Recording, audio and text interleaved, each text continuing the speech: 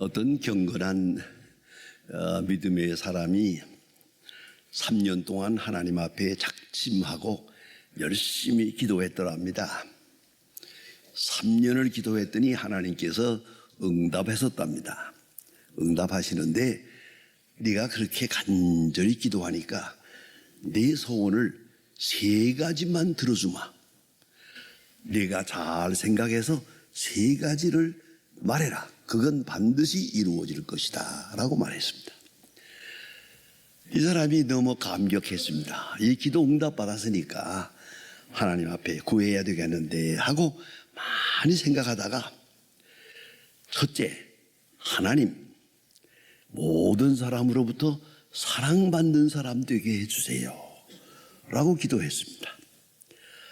그날부터 많은 사람들이 만나자마자 반갑다고 하고 사랑한다고 하고 찾아오고, 그래서 얼마나 분비게 이렇게 사람을 괴롭히는지, 사랑합니다, 존경합니다, 사랑합니다, 존경합니다. 그만 지쳐가지고 견딜 수가 없어서 마지막에 자기도 모르게 하나님 이거 물리쳐 주세요. 2번째 소원까지 다 이루어졌습니다. 이제 하나 남았는데, 이 정말 중요한 시간인데 뭐라고 기도할까? 아무리 기도해도 생각이 안 나서 하나님 앞에 이렇게 말씀드렸답니다. 하나님, 뭐라고 기도해야 될지를 가르쳐 주세요. 그랬습니다. 그랬더니 하나님께서 말씀하십니다. 그래, 만약 네가 나라면, 내가 너라면 나는 이렇게 기도하겠노라. 첫째는 사랑받는 것보다는 사랑하게 해주세요 라고 기도하고, 또 하나는 굉장한 일을 하기보다는 솔로몬처럼 듣는 마음을 주세요, 지혜로운 마음, 듣는 마음을 주세요 라고 기도할 것이다. 하나님 말씀을 잘 듣게 해달라고. 3번째는 그저 그때그때 어떤 일을 당하든지 현실 속에서 충실하고 믿음으로 살게 해 주십시오 라고 기도할 것이라고 하나님께서 가르쳐 주었다고 합니다. 여러분, 지혜라는 게 뭡니까? 지혜는 듣는 마음에서 옵니다. 어쩌면 듣는 마음 그 자체가 지혜입니다. 여러분 아시는 대로 지식은 공부 많이 하면 됩니다. 지식은 공부 많이 하면 됩니다. 그러나 지혜는 공부 가지고는 안 됩니다. 경험을 해야 됩니다. 많은 체험 속에서 그 많은 시련을 겪으면서 지혜가 생기는 겁니다. 그래, 공부를 많이 해봤댔자 그건 머리만 크고 그건 지식뿐이요. 지혜는 생활 현장에서 많은 시련 속에서 지혜를 얻게 되는 것이란 말입니다. 그러면 지식이 지혜가 되려면 많은 시간을 요합니다. 많은 사건에 부딪혀야 합니다. 많은 실패를 경험해야 됩니다. 많은 시련을 통해서 지혜로운 자가 됩니다. 이 경륜이 쌓여서 지혜가 됩니다. 그렇다면 여러분 깊이 생각해야 됩니다. 지식은 배울 수 있어도 지혜는 따라잡는 게 아닙니다. 여러분, 가끔 우리는 기술을 얘기합니다.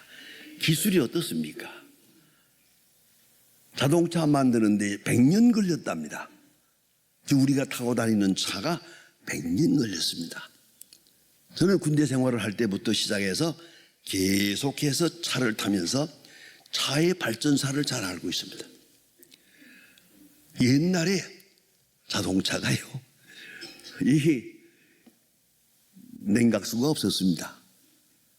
그런가 하면 부동액이 없었습니다. 겨울이 되면은 자동차에 물을 다 빼놔야 됩니다. 얼어 터지니까. 했다가 아침에 다시 물을 넣어야 됩니다. 이 보통 일이 아닙니다, 이게. 우리가 쓰고 있는 그 편리한 부동액, 냉각수, 이게 얼마나 굉장한 일인지 모릅니다. 더구나 자동차를 자세히 보면 거기에 엔진에 벨트가 있습니다. 그 벨트가 자꾸 끊어집니다. 옛날에는 그 삼각 벨트가. 그래서 제가 벨트를 몇 개씩 사가지고 다녔습니다. 하다가 끊어지면 도로 놓고 이렇게 했습니다. 요새 벨트는 안 끊어집니다. 10년 가도 안 끊어집니다. 왜요? 간단합니다. 옛날 벨트는 삼각 벨트라고 해가지고 두꺼웠습니다. 요새 벨트는 종이장처럼 얇습니다. 얇으니까 꺾이는 게 없잖아요. 이렇게 간단한 걸 그러면 10년이 가도 벨트 바꾸는 일이 없습니다. 자, 이렇게 긴 역사와 함께 100년에 걸쳐서 오늘 우리가 타는 차를 만들어냅니다. 자, 그렇다면 이제 다시 100년을 걸려야 차를 만듭니까? 아니죠. 3년이면 됩니다. 왜요? 기술은 편승하는 거니까. 편승하는 거니까. 남이 오랜 세월 걸려서 만들어낸 거 내가 잠깐이면 배울 수 있어요. 믿음만 가지고, 존경과 믿음만 가지면은 그 소중한 100년 걸려서 얻은 지혜가 오늘 내 것이 되는 거예요. 하루아침에 내 것이 되는 거예요. 이게 얼마나 소중한 것입니까? 예? 그렇다면 부모님을 공경하라, 여러분. 그렇게 계명으로만 받을 게 아닙니다. 좀 더 지혜 있게 생각해 보세요. 부모님이 많은 경험을 쌓지 않았어요? 이런 시련도 겪었고 이런 실패도 겪었고 많은 경험 속에 수십 년 동안 겪은 거예요. 그리고 뭔가를 생각하고 있어요. 내가 진실한 마음으로, 효도하는 마음으로, 존경하는 마음으로 부모의 교훈을 받으면 그의 50년이 한순간 내 것이 됩니다. 거기서부터 출발합니다. 그런 거로 지혜로운 자가 됩니다.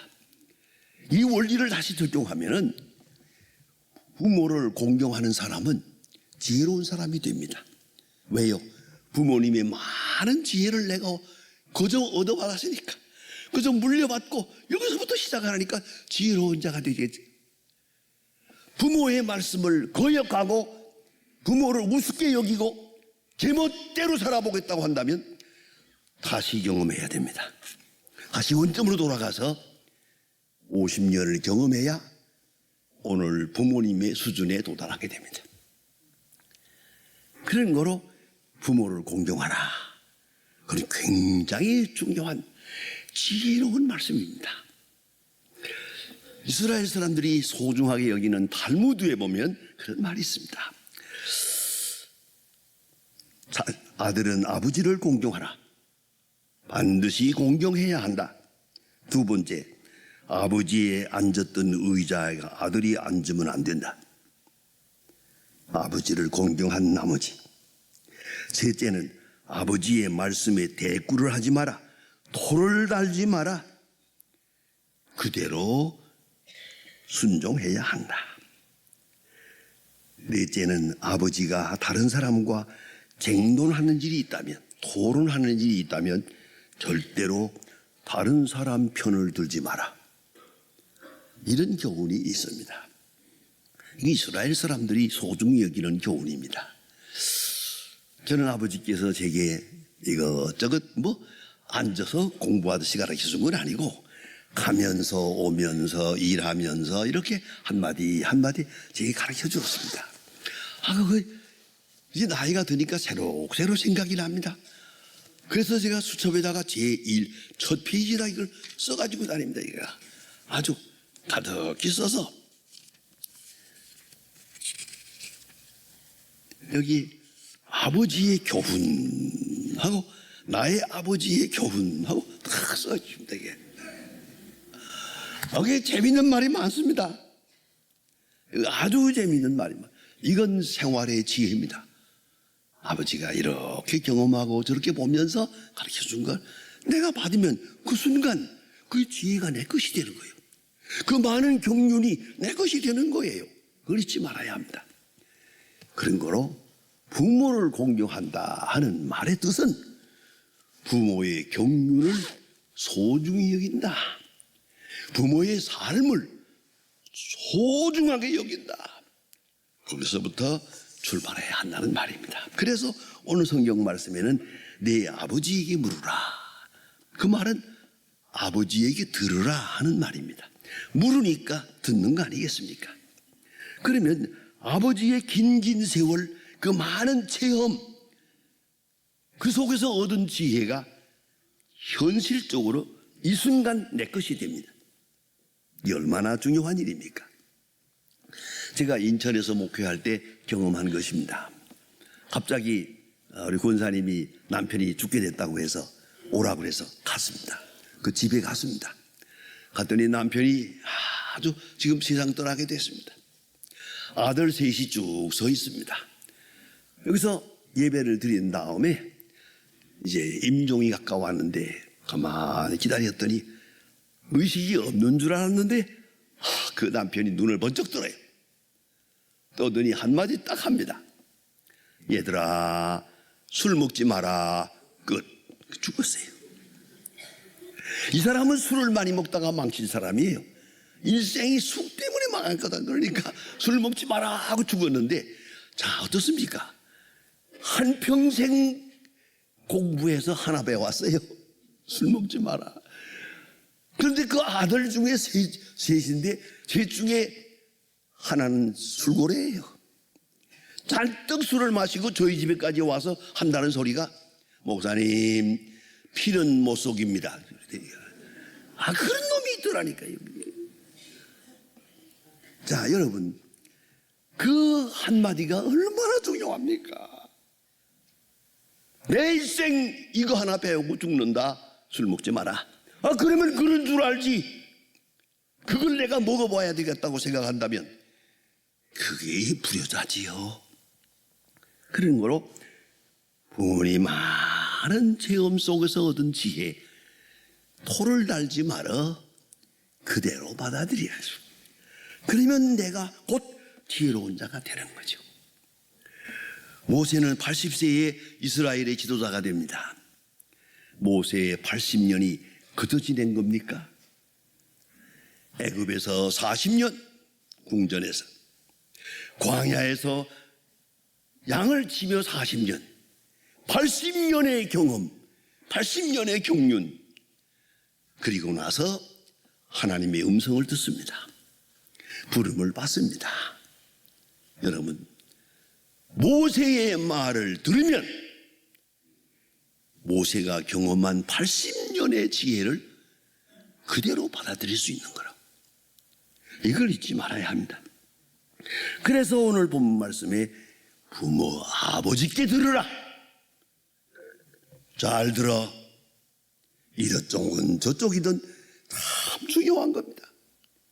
새겨 들으면 참 지혜가 되고 살이 되고 피가 되는 거 아닙니까? 왜요?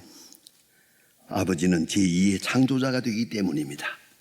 내 생명의 근원이고 DNA가 여기서부터 왔습니다. 생김새도 체격도 건강도 지혜도 성품도 알게 모르게 다 부모로부터 물려받은 겁니다. 얼마나 소중한 것입니까? 숙명적으로 물려받았습니다. 그런 거로 부모님을 소중히 여겨야 합니다. 그런가 하면 이것은 특별한 이웃입니다. 모든 세계관, 가치관, 그 표본이 부모에게 있습니다. 알게 모르게 부모로부터 왔습니다. 아주 중요한 겁니다. 그래, 가정교육에서는 이런 말도 합니다. 아이들의 마음속에 우리 아버지하고 어머니가 어떤 사이가 있었나, 그 아버지 어머니가 참 사랑스럽게 지내는 것을 본 사람은 연애도 잘하고 결혼도 잘하고 그렇게 살아갈 수가 있지만 어딘가 모르게 아버지 어머니의 관계가 좀 좋지 않았어요. 그 상처가 됩니다. 결국은 그 일생에 큰 변화가 된단 말이죠. 가치관, 세계관, 이것이 무의식적으로 부모로부터 왔어요. 그런 거로 더욱 중요합니다. 마틴 루터는 그의 라지 카타키즘이라고 하는 책에서 말합니다. 부모는 하나님의 대리자다. 이 세상에 사는 동안 하나님의 대리자, 특별히 어렸을 때 하나님의 대리자로 우리에게 임하고 있다. 부모는 사랑의 원천입니다. 방법은 나와 다를지 모릅니다. 내 마음에 안 들을지도 모릅니다. 그러나 그의 중심은 사랑하는 마음에서 오는 겁니다. 부모님이 자식을 때릴 수도 있습니다. 그거 잊지 말아야 합니다. 그 속에 사랑이 있습니다. 저는 직접 한번 들은 바가 있습니다. 제 아버지가 저를 때렸어요. 때리는 동안 절대 말리지 못합니다. 때리고 나갈 때 문 밖에 초조하게 어머니가 서 계시다가 이렇게 말했습니다. 여보, 당신 아들을 사랑하는 거요, 안 하는 거요? 오늘은 당신이 잘못한 것 같은데 왜 다 큰 아들을 때리느냐고. 말로 해도 되는데 왜 때리느냐. 그때 문 안에서 제가 조용히 아버지가 뭐라고 하나 자세히 들어보았습니다. 제 아버지가 말씀합니다. 자식은 속으로 사랑하는 것이지 겉으로 사랑하는 게 아니야. 남들 때리면서 내 마음이 편한 줄 알아? 그래야 되기 때문에 때리는 거야. 여러분, 내 마음에 안 든다 합니다. 그 속에 깊은 곳에 공의로운 사랑이 있습니다. 진노적인 사랑이 있습니다. 사랑의 원천이 있습니다. 예수님께서 지나가는 말처럼 하신 말씀 중에도 재미있는 말씀이 하나 있답니다. 사람들이 악할지라도, 그렇게 말합니다. 사람들이 변변치 못하고 악할지라도 자식에게만은 좋은 것으로 줄 줄 알거든. 하물며 하늘아버지께서 너의 구하는 것을 주시지 않겠느냐. 그 말씀 중에 묘한 의미가 있잖아요. 악할지라도 자식에게만은 좋은 것으로 주려고 한다. 그게 인간의 본심이 아니겠느냐. 부모의 마음 아니겠느냐. 그렇다면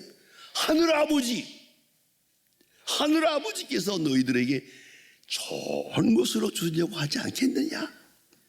이 말의 뜻은 하늘아버지께서 내게 하는 모든 일을 사랑해서 좋은 것으로 내게 주시는 것으로 받아들일 수 없겠느냐. 이걸 말씀하는 거예요. 하나님이 우리를 사랑해서 된 일이다.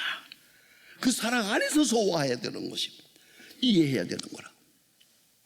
예수님께서 하신 말씀입니다.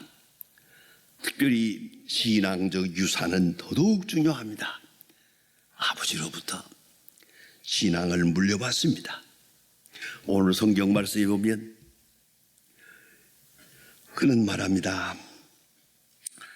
하나님께서 독수리처럼 그 긴긴 세월 우리 조상들에게 역사하셨어요.